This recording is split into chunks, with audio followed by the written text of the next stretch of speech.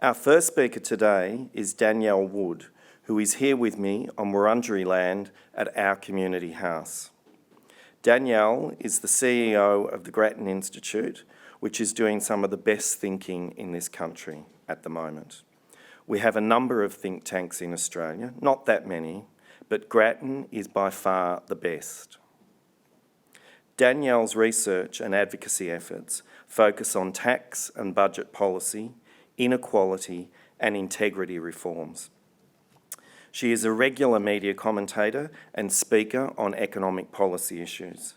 Danielle previously worked as principal economist at the ACCC, was a senior consultant at NERA Economic Consulting and a senior research economist at the Productivity Commission. She is the president of the Central Council of the Economic Society of Australia and the national chair of the Women in Economics Network. And our chair, Carol Schwartz, thinks she is one of the brightest in the country. And she is even more proud, but not surprised, that one of the brightest is a woman. Today, Danielle will be speaking on inequality in our communities. It was a key issue that kept on coming up yesterday in just about every speech. So here's some data and some very interesting views on inequality. Thank you, Danielle. Good morning, everyone. Thank you so much for the kind introduction, Dennis, and the invite to be here today. I'm particularly thrilled to be here from our community house on Wurundjeri land. It is the first time I have presented outside of my home in more than 6 months, so it's pretty exciting to be out and about again. As Dennis said, I'm going to talk today about inequality. It's one of those issues that does come up a lot. We see in opinion poll data that Australians care a lot about. We hear it talked about in politics. But there's actually a lot of debate. There's a lot of different ways of cutting the data that tells different stories. So what I was really hoping to do today is to put some numbers on the table that I think are the best representation of both the snapshot of inequality in Australia in terms of wealth and income. I want to talk a bit about how that's changed over time. And then I want to talk about some different dimensions of inequality. Intergenerational inequality, how different generations fare, regional inequality. I could have added gender inequality to the list, but I only have half an hour, but very happy to take questions to it. And then I want to build up to why we should care. What are the issues with inequality that really matter? Poverty and entrenched disadvantage. Entrenched advantage, where the wealthy can set the rules of the game in order to continue to increase their wealth and power. And the impact on political harmony and the rise of populism, which all of us have been thinking perhaps a lot about over the last few weeks with the US election. Finally, I want to come to the point of what governments can do. And there I think, there really is a good story to tell. In a lot of ways, governments have tools at their disposals that can make a difference to these questions of inequality. So let's start with the big picture and what's happening. What do Australians earn? It's a surprisingly difficult question to answer. This is one way of looking at it, which is disposable income, so essentially how much people earn after taxes and transfers. Some of you might be surprised by this distribution. We have a lot of survey data that suggests most Australians, more than 80%, think that they are in the middle of the income distribution. Of course, that cannot be true, but it means that the way we think about incomes is often very much through the prism of our own incomes and those of our peers. What we know is about 50% of Australians earn less than $50,000 a year on this measure. The other 50% are above, but you have a very long tail and quite a wide distribution at the top. What's been happening over time? Certainly we've seen big absolute increases at the top of the distribution. In percentage terms, it's less stark. We've seen incomes go a little bit more at the top, but overall it's been reasonably consistent across the distribution. One way we can look at inequality in a single measure is the Genie Coefficient. You may have heard economists talking about this. It sits somewhere between 0 and 1, 0 being the most equal, everyone has the same amount, 1 being the most unequal you can imagine. One person has everything, no one else has anything. In Australia, we sit around middle of the pack of Western country standards in terms of our income inequality. Depending on what data set you use, you get different answers of what's been happening over time. The one we think is most reliable, the ABS Survey of Income and Housing, suggests income inequality has got a bit worse over the past 15 years. Other people that like to say it hasn't got worse are referring to the other data set there, the Hilda data set.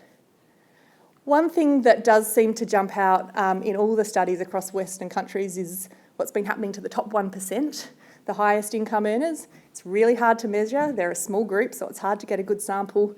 They tend to have more complicated structures that they're using to funnel their incomes through. But most academics that have looked at this have concluded that that top 1% is increasing their share of income over time in a number of Western countries. Let's talk about wealth now.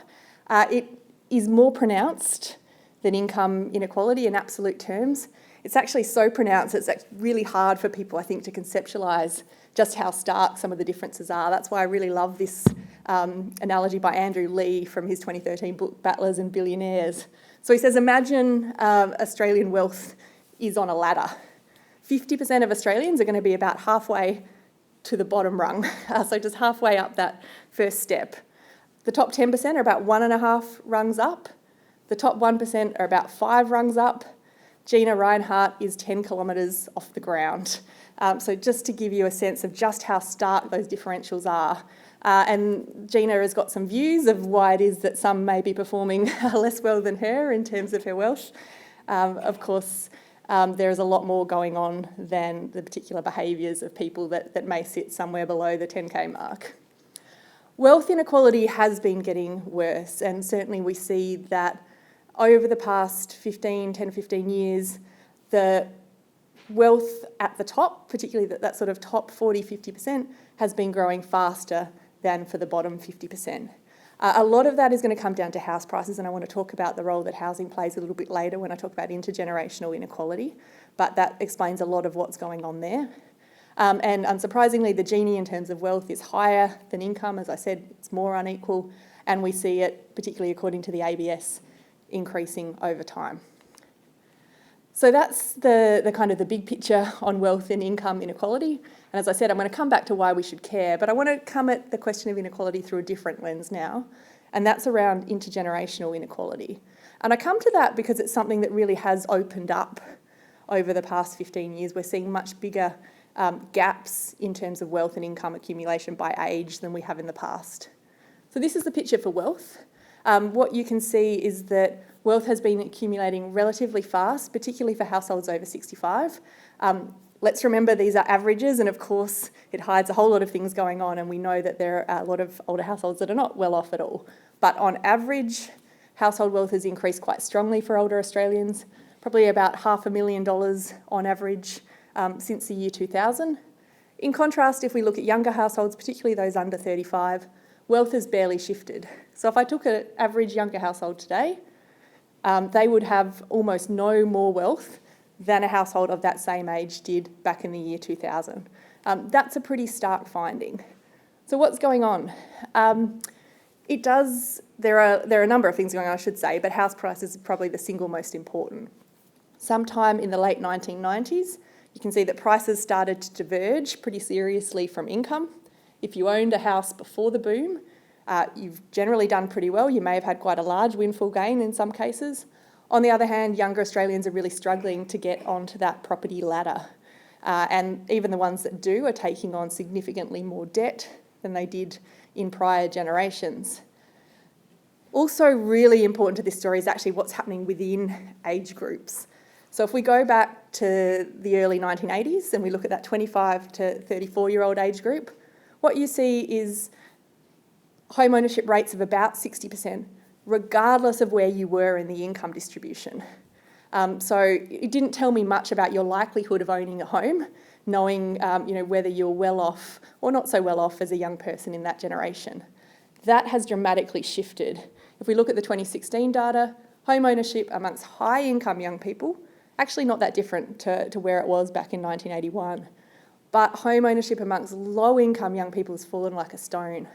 Home ownership rates have dropped from over 60% to just over 20% for people in the bottom group of earners amongst young people. So that's a very significant shift. We can no longer assume that people are going to come out of that age range likely to own a home. It's actually only going to be the well-off that enter their middle age owning a home. That has implications for how we think about social welfare, in age, how we think about a whole lot of ways in which we structure our society, in which the underlying assumption has been that most people would own their own home in the past. Is it because young people are buying avocado on toast? The answer, sorry Bernard Salt, is a firm no. Yes, young people are spending more. They're spending it on essentials, housing, power, food. Non-essential spending has actually declined for a lot of age groups, but particularly amongst the young. So less spending on alcohol, tobacco, less spending on clothing, less spending on household furnishings. There is no obvious answer that the young people are kind of frittering away their money. We're also seeing quite a concerning story in terms of income. Income growth across the board has been really subdued for the past decade, and you would have heard a lot of people talking about low wages growth, and that's absolutely forecast to continue in a post-COVID world. But it's particularly biting young people, so much so that average incomes actually went backwards for young people over the past decade. So again, you know, if you talk to a person under 35 in 2018, on average they would have had a lower income than younger people did 10 years before. So that assumption of generation on generation progress can no longer be relied on. The Productivity Commission's done a really interesting study of what actually happened. Their conclusion was that the labour market just never really recovered after the GFC. There were fewer good jobs, if you like, at the top of the ladder. Don't really particularly like that term, but what it meant was that qualified young people couldn't necessarily get a job that matched their qualification level. They were therefore going for jobs that they were overqualified for, that was pushing others further down the ladder. And then right at the bottom, you had a massive problem with underemployment. And we see that that's been on the rise for young people. All of that is subduing wage growth, and that's why we see young people go backwards. And that is why I just want to stress how important it is that we try and stop this happening after COVID. So you might have heard about scarring effects of long-term unemployment. It's particularly acute for young people. This is some Treasury analysis that shows if a young person enters the job market in a period where unemployment is high, that's going to impact their wages, not just 1 or 2 years down the track, but 5 years and even a decade later. So the most important thing we can do now is actually get behind action by the RBA and by the government to try and create economic activity and jobs.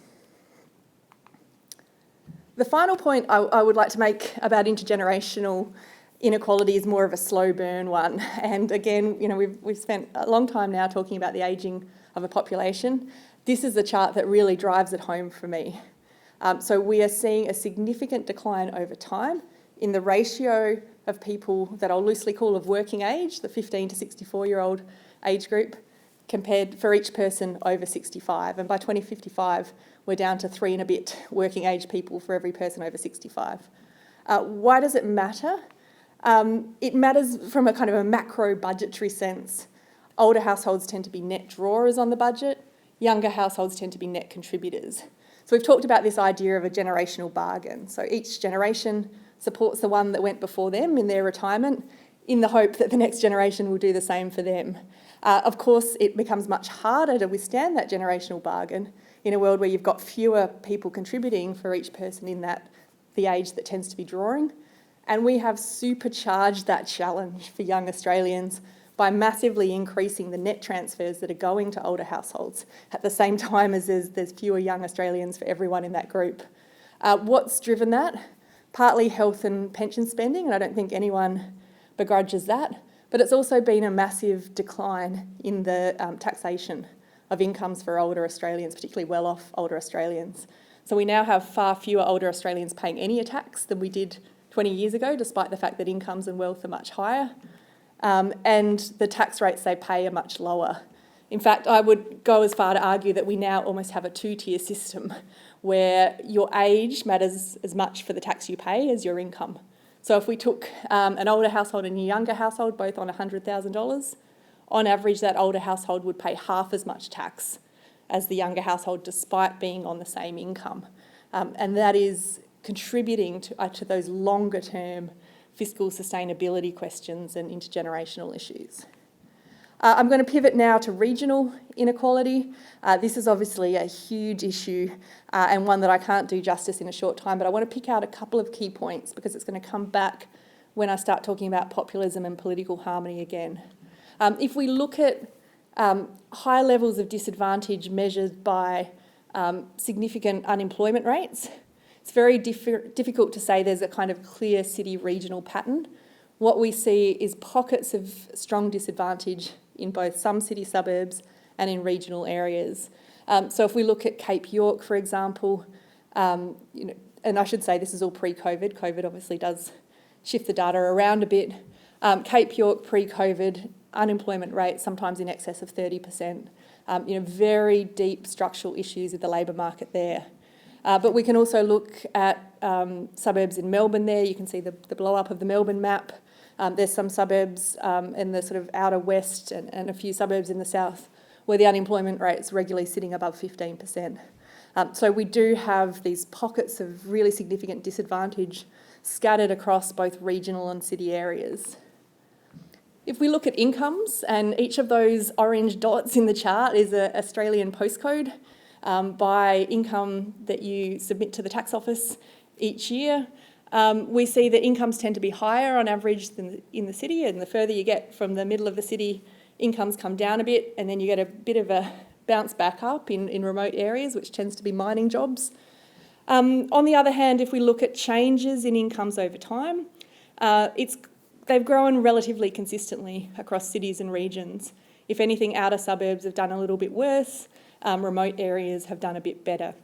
So the sense that regions are falling behind isn't really about incomes per person, but where we do see it strongly is in terms of population growth. Again, obviously pre-COVID world, and we're talking about a growing population.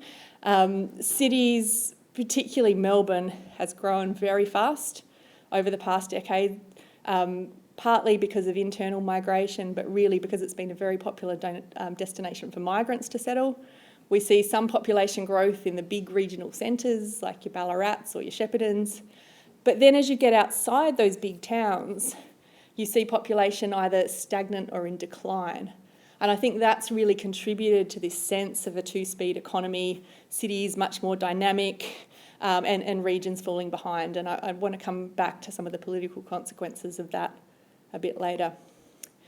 So why should we care about inequality? And a lot of people say we should care in and of itself, that it's not great to live in a society where you have a lot of inequality in income and wealth. But I think there's a lot of very specific negatives as well that I want to point to. The first is poverty. And a more unequal society, you're more likely to have people that are really struggling at the bottom. And this is still a very big issue in Australia. There are obviously a lot of different ways to measure poverty. This measure is really about picking the median income. So where is the middle Australian? And then less than 50% of that income we say is living in poverty. That gives us about 3 million in poverty. Again, this is pre-COVID. Poverty's actually declined a little bit with government payments, but we expect to see it on the rise again. But really importantly as well, there are certain characteristics that we can see make it much more likely that certain households will live in poverty. The number one is having their primary carer unemployed. You're at 66% of households in that bucket live in poverty in Australia. Single parent households also much more likely to live in poverty.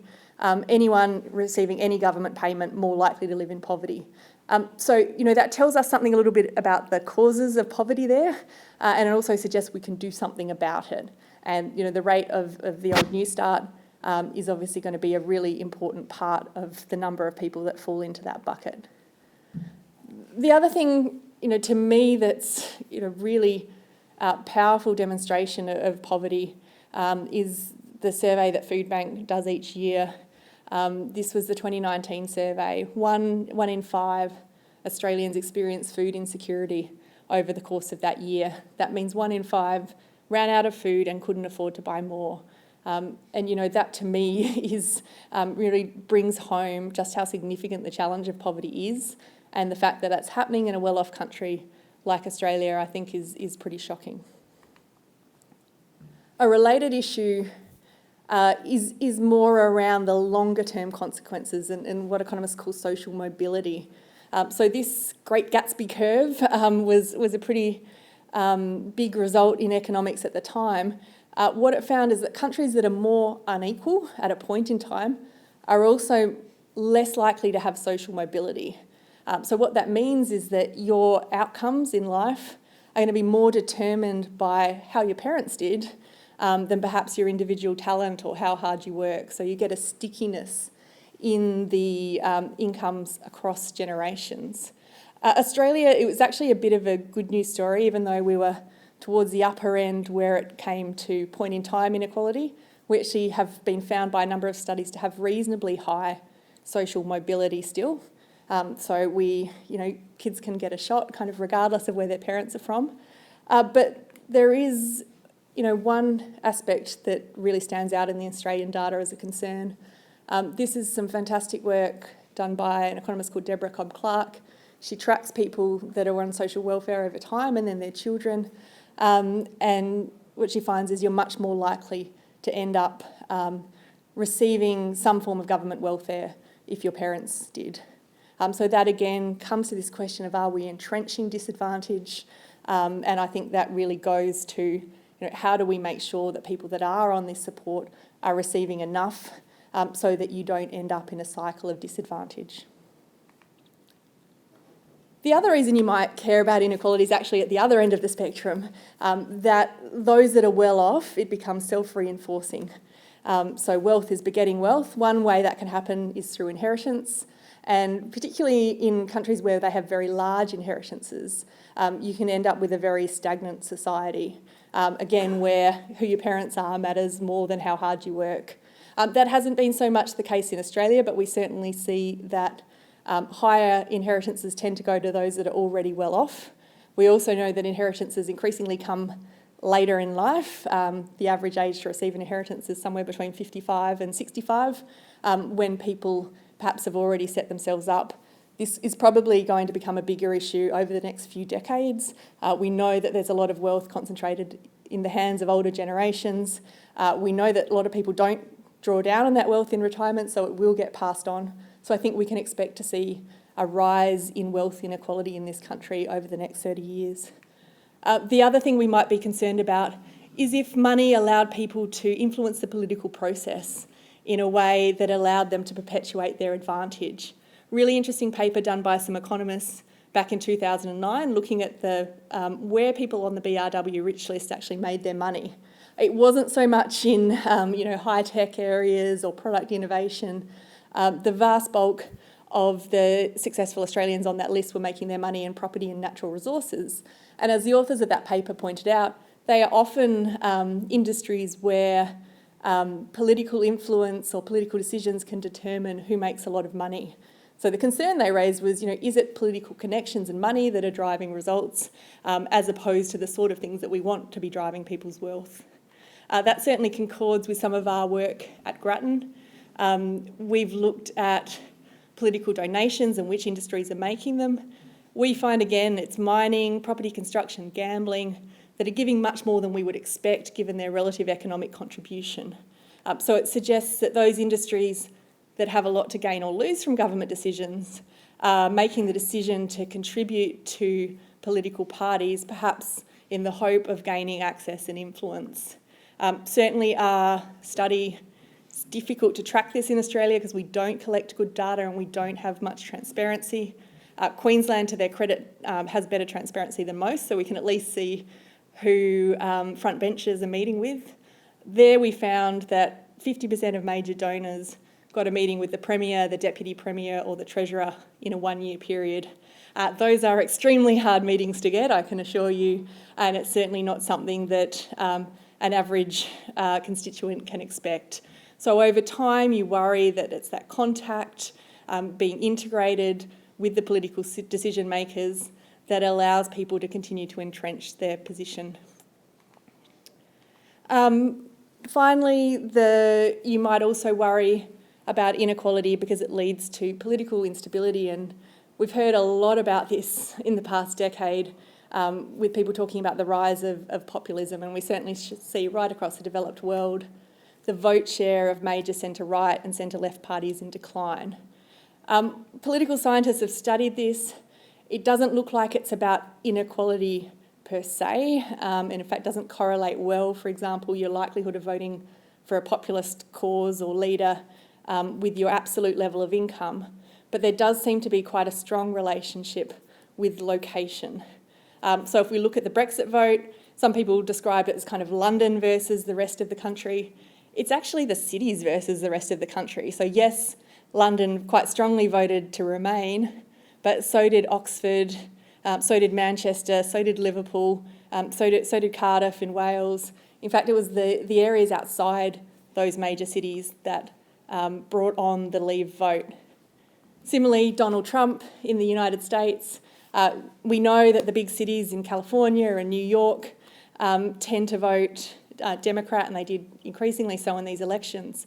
But we see the same things, at a micro level within some of the really important states. So if you zoom into Iowa or Michigan or Ohio, what you see is the cities are these little islands of blue, little islands of Democrat vote. And it's really, again, those areas outside the regions that put Trump over the line. Australia, the picture is less stark, but we have seen a very significant rise in the minor party vote over the past decade, and that's actually been particularly driven in the regions. So everyone's more likely to vote for minor parties now than they were 10 years ago, but that gap between city and regional votes have increased. And if you break it down by minor party, it's really One Nation that's been a significant driver of that kind of regional effect. So we are seeing perhaps a rise of populism in the regions in Australia too. What's going on? We sort of dug down into the data, and again, this is consistent with what people are finding in other countries. Doesn't seem to be about economics per se. It's a bit subtle. It's more about the way in which the country and culture is changing that people are responding to. So people in the regions in Australia more likely to agree that traditional values should be upheld, but also more likely to think that the world's changing too fast, more likely to be concerned about immigration numbers, even though we know there's far less immigrants that go to regional areas compared to the cities. And those things are particularly pronounced amongst One Nation voters. So what can governments do about inequality? And as I said at the start, I think the positive here is that there are a lot of policy solutions that we know that work, particularly on income inequality. So what you want to do partly depends on what you're worried about. Are you worried about incomes at the bottom and entrenched poverty? Are you worried about the hollowing out of the middle class, which has been less an issue in Australia than in places like the US? Or are you worried about the top and the growing power of the elite? And there are different policies depending on whether you're interested in opportunity, in outcomes, or in actually the long game, changing the structure in order to prevent these things being a problem. If we're worried about the bottom and entrenched poverty, and I think that is a particular concern here, we're looking at things like the minimum wage, whether it's sufficient. We're looking at actually enforcing labour laws to make sure that people are getting paid what they should be. And really importantly, during COVID, we're looking at full employment macro policy. We're actually looking to the government to create stimulus and create jobs to try and create opportunities for that group. In terms of outcomes, we want a decent social safety net so that people aren't falling through the gaps.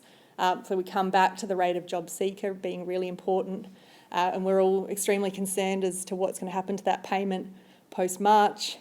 In the long game, we're talking about the enablers. We're talking about health and education. It's very hard for people to have that social mobility if they're not in good health and they're not getting decent standard of education. So those things come more into play. In contrast, if we're worried about the growing power of the elite, looking at things like limits on political influence, we are terrible at this in Australia. Our Commonwealth regime is one of the weakest in the world and is far weaker than almost any Australian state. So it's pretty clear some of the things we could do there, which would reduce the influence of money and connections in politics.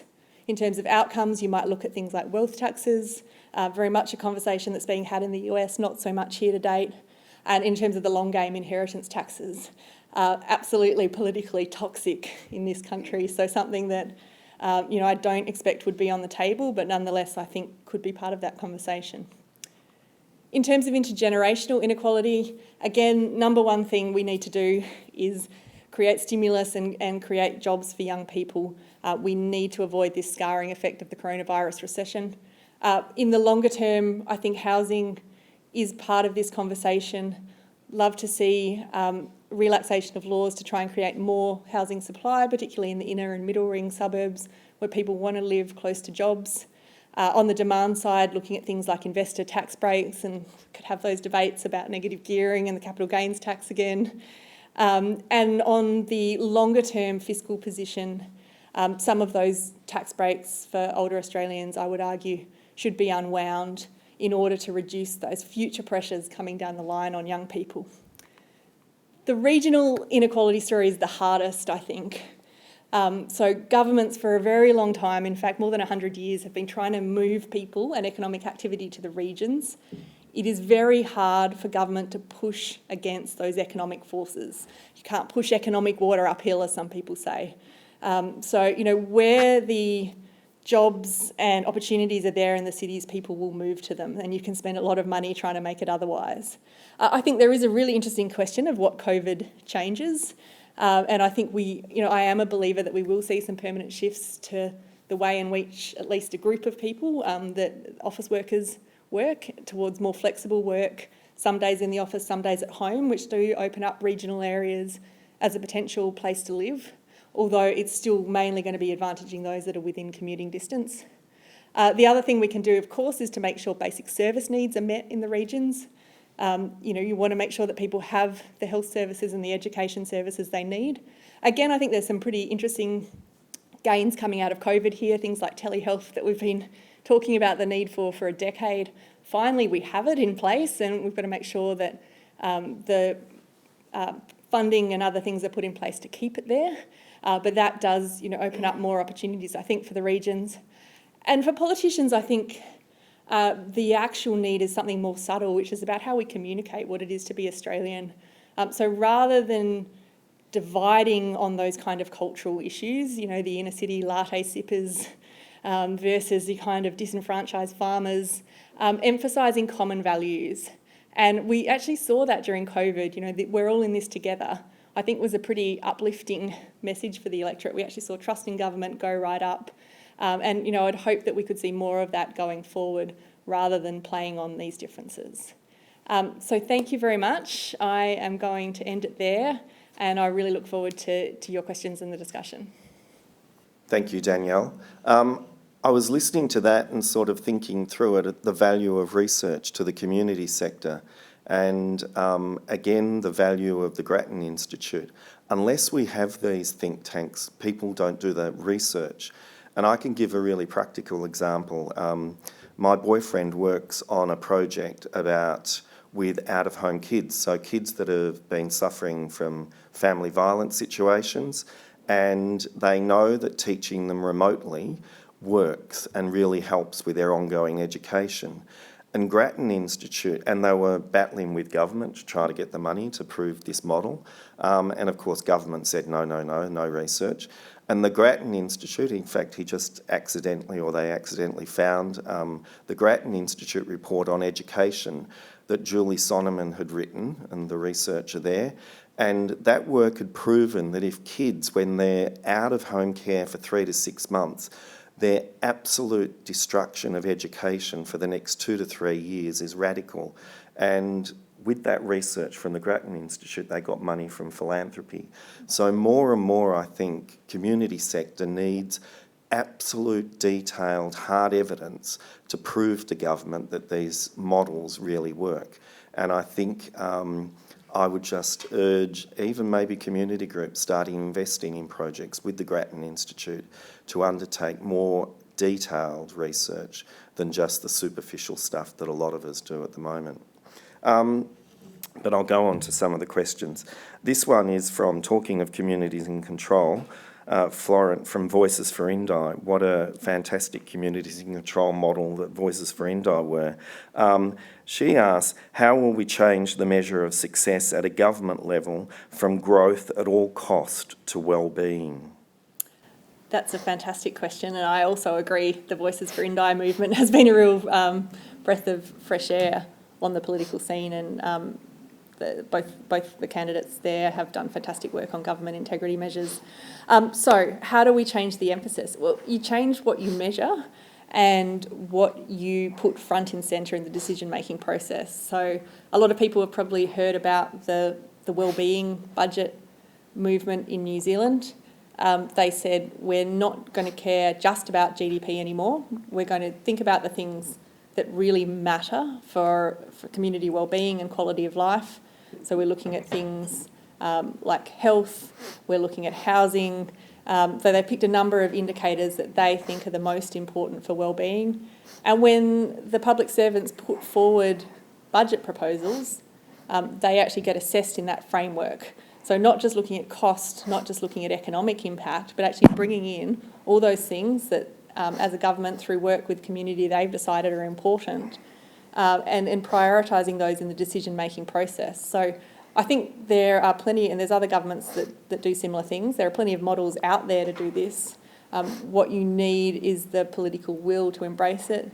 I have been heartened. I've certainly heard the opposition Treasury spokesperson Jim Chalmers talking about the opportunities to do this in Australia. So there is some interest in the concept here, but it does require quite a significant shift in mindset at the government level, and that to flow through then to the bureaucrats and others that are putting up proposals. Great.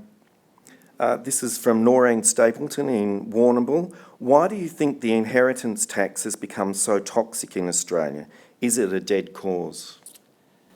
Very good question. So I dipped my toe into this water about a year ago, and I felt reasonably scarred from the experience, I have to say. So it is, of all the issues I've talked about, perhaps other than COVID policy, it's the one where you get a very strong emotional response and some very, quite frankly, awful emails coming your way. I did a talkback radio slot in Adelaide where after about sort of 20 minutes of getting abused by people, the radio host said, "This is amazing. We've never had so many calls and not one of them agrees with you." So look, I think it's inherently emotional. This is the idea that I have accumulated something and I want to give it to my child. So I understand that. I think about it the other way. I sort of think from the perspective of the person receiving the inheritance, if they go and work for that income, they pay tax. If they're receiving it unearned income, they pay no tax. And the fact is we know it is going to perpetuate these cycles of inequality. You could create a system where you use the money to reduce taxes on other forms of income like working. Most people would actually be better off in that world. So I think it's partly how we package it up and sell it, but I think it's very difficult to overcome that emotional response, particularly from the people that want to leave the inheritance, who tends to be the ones that are the ones that are writing you those angry emails. Great. Next question from Gemma Rayner, Goldfields Library Corporation. How much does an individual's educational experience influence their views on disadvantage and entitlement? And has there been a huge movement from Middle Australia out of public education into private education? What effect do you think this is having on Australian society? Really interesting question. So I don't know the answer to the first question. I would say we know there does seem to be a correlation between education levels and support for populist causes, but I'm not sure how it affects people's views of disadvantage. On the second question, yes, there has absolutely been a move from public towards private education. I worry that it does put people in bubbles, and you don't get the advantages that go with greater mixing, and that you end up with a stratified system. And Grattan's certainly done a lot around school funding, pointing out some of the flaws in the old system and even in the new improved system in terms of money not flowing to the students and the groups that need it most. So I think that stratification of education is an ongoing issue in Australia, and I do think it's playing in to some of those social mobility questions that I was talking about. Next one is from Joe Southwell, Banyule Community Health. Can casualisation of the workforce in Australia account for some of the reduced income for young people? Yeah, it's a great question. It's a hard one to pull apart. So casual work, as in the proportion of the workforce that's casual, hasn't actually changed much in recent years. But what we have seen is a real rise in part-time work. So that's partly driving some of the underemployment we see amongst the youth. So Labor economists are still pulling that apart, and I'm certainly not an expert in this area, but they think part of it relates to changing sectoral balance in the economy. So we've just got more jobs in things like hospitality, where they tend to be part-time, and that's therefore contributing to young people not being able to make a decent wage because they're getting these part-time jobs. I think there's also a question of the way in which companies are structuring their workforce. We've seen it during COVID with the debate around the aged care workforce, some of the debates around childcare. So companies increasingly relying on contracts that allow them to reduce hours, to provide more flexibility, and I think that is contributing to this broad issue of people not being able to kind of put together enough hours or have enough stability in their incomes, and it's often young people that are on those types of contracts. Morris Cyber Community Hubs, Australia. Could a universal basic income be a measure to help those meet their basic expense needs? So look, Morris, I'm not a huge fan of the UBI, and mainly it's kind of the universal part that gets me. So by definition, it's a payment to everyone. That means it's expensive, and what I worry about is that there'll be pressure, therefore, on that kind of base level income. That means that those that actually need it to get by, the people that don't have work or can't work, end up getting squeezed. What I would much rather have is a proper social safety net. So a decent level of New Start, a decent level of rental assistance, a removal of some of the punitive measures around accessing those payments. To me, that would be a much better way to go, and I think, done right, would be a much better way to be sure that we're alleviating poverty for people at the bottom. Our next one is from Anne Brackley, Springdale Neighbourhood Centre. Can we liaise with Grattan to assist with research? How can we volunteer? I think you want money, don't you? Preferably. We do have quite we do a big group of intern volunteers each year. So that's certainly one way that people come in twice a year. We take a batch of interns who do fantastic research work with us. Money, of course, is always great, particularly in these COVID times. We have a lot of research that we would love to do, and we would love to fund if the money was there. This is a good question. It's a fairly subjective one, but it'll be interesting to see how you take it. Cassie McGowan from Social Ventures Australia. Any thoughts on the role of media in perpetuating some of these issues, including the dominance of a couple of large players? Well, a very topical issue right now, and hi, Cassie. I think rather than go to the dominance of the players, I want to go to the question of whose voices get heard. It was striking to me during the debate about removing refundable franking credits, just how much we saw the stories of the people that were going to be affected. So we had the well-off retirees that were going to lose money, and they were going to lose income. Front page of the paper for almost a week, I think we saw them. We saw special Senate committee hearings that went around the country and allowed each of them to stand up for 5 minutes, I think, and tell their story about the way the policy impacted them. I don't begrudge that. I think that's great. I think government should hear directly from people that are affected by policy, but it did strike me that we don't get the same coverage for people that are struggling to live on New Start.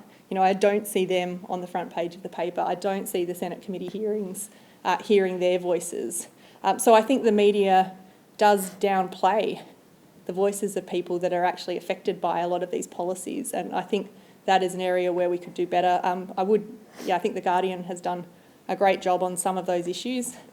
So perhaps it is the fact that we have only a couple of other media outlets that don't seem to have an interest or don't seem to engage more with these kind of questions. We've got Joe Dodds, who gave that great presentation yesterday. Other than home ownership, what other mechanisms have changed to create this level of wealth disparity? I'm curious about those that have been intentionally created by governments. It's an interesting question. So I think in terms of intentionally created by governments, what we're talking about there is issues around taxation of certain industries. So I think we can argue that sectors that have been highly profitable in Australia in recent decades, like mining, haven't been taxed enough for the use of those natural resources. That obviously contributes to disparities. The other thing we see in terms of income disparities, and I talked about the rise of the 1%, is greater disparities within businesses. So if you look at the ratio of CEO pay to the average worker in the company, that's massively increased over time, and we've seen that right around the world. Again, it's something that's hard to understand in a standard economic framework. I think what's going on there is board members empathising more or relating more to people in senior management positions, building on their pay. That becomes self-perpetuating across different companies, while at the same time wages are stagnating in the rest of the country. So I think there's a broad set of institutional arrangements within government, within business, all of which are feeding into this broader picture. Great. I've got one more question, and I'm going to do it on behalf of our chairperson, Carol Schwartz, because she'd probably kill me if I didn't ask this question. What do you think the impact for women is on this inequality? We're seeing more and more, particularly in COVID, the implications for females being significantly disadvantaged. Yes, great question, and I would have loved to cover it in the presentation, Carol. So I think probably the way I would characterise it is COVID is increasing or exacerbating some of the disadvantage that was already there. So we know there is still a significant gender pay gap. We know that particularly women with children will go on to earn far less over their lifetime than men with children. We estimate about $1.5 million over their lifetime less. That, of course, leaves women more vulnerable, particularly if they're single or in the event of divorce. And we see it in rising poverty rates for older women in retirement.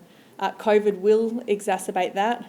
I've been critical, as have others, of the lack of reflection of that in the federal budget, and particularly the fact that a lot of the direct industry support seemed to be going to the kind of hard hat industries, construction, manufacturing, utilities, not all of which actually had experienced much of a shock from COVID, as opposed to the service industries that were really hard hit. And there was very little in the way of investment in the care industries that create a lot of jobs and other jobs of the future. That said, I'm a little bit heartened to see some of the state governments moving a lot more in this space. I think they recognise that gap. We've got the New South Wales budget today, we've got the Victorian budget next week, and we're already hearing things that make me feel more positive about governments recognising that need and hopefully creating quality jobs for women going forward. Fantastic. Thank you, Danielle. It is an honour to have you at this conference.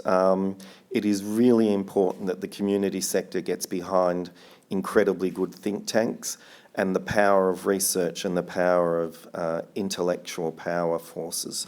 So thank you very much on behalf of everyone.